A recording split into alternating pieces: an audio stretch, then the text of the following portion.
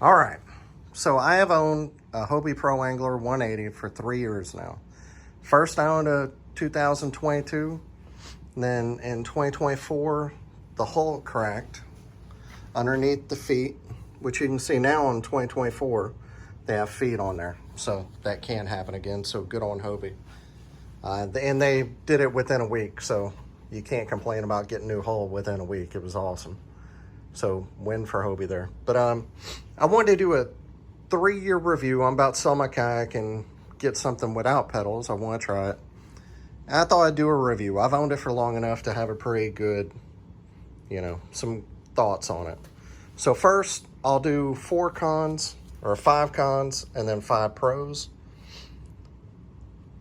Cons, the cost, it's a Hobie, it's expensive.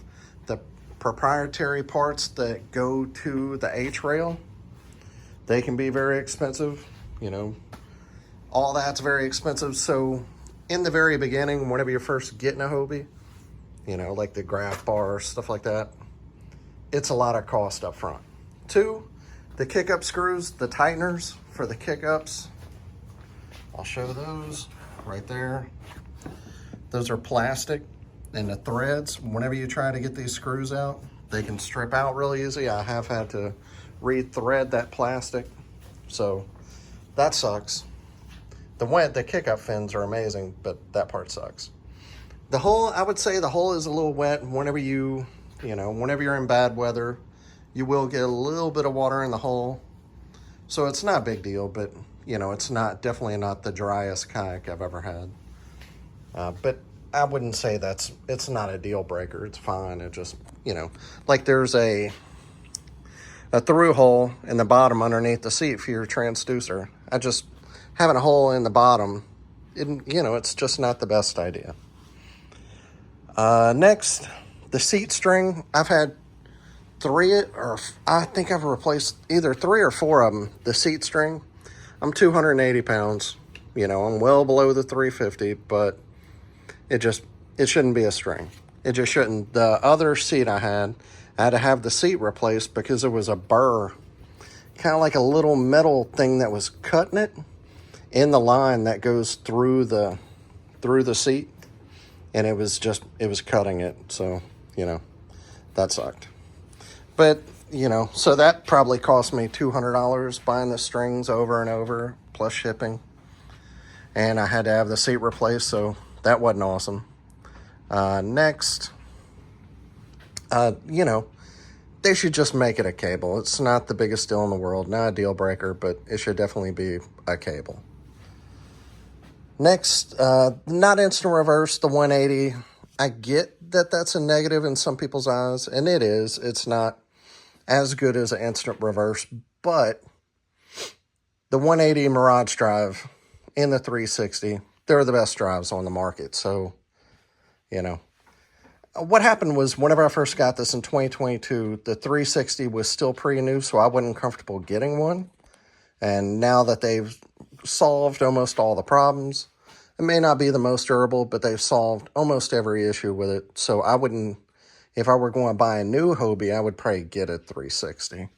Unless you're just never going to be pedaling and you're going to have a bow mount, that would be different. But the Mirage drive, it's still bulletproof. Me in my head, number 2 would be the Old Town PDL. 3 would be the Native Propel.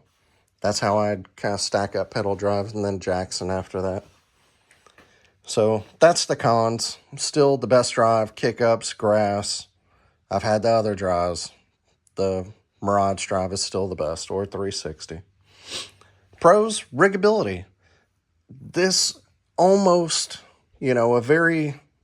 there's been changes over the years, but the changes are small. So you can see a million different videos on YouTube of how people have rigged it up. It's all the parts, groups, forums, like I said, videos. It's very easy to rig up, and it's very easy to find information on it. And there's been a lot of people sell stuff for it, so that's really important. 2, warranty. Like I said, I cracked the hole underneath the seat post from 2022, 2024. So my kayak was 2 years old. They replaced it within a week. Can't complain. new hull. So yeah, that's a good thing. Next, the drive and the grass and shallows. Just like I said, the Kickip, they go up against the hull.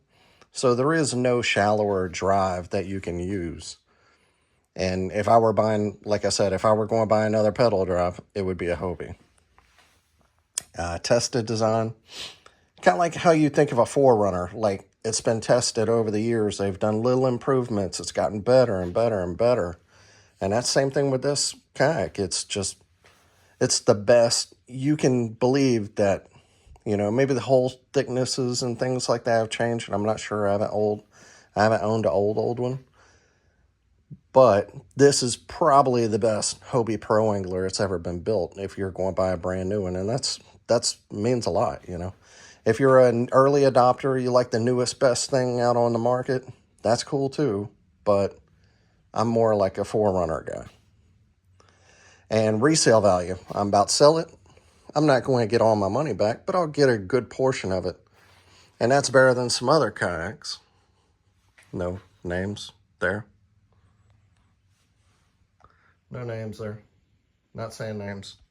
But yeah, the resale on some other kayaks is not going to be as high. So there you go. That's all I got. If you have any questions, put them in the comments. Thanks for watching.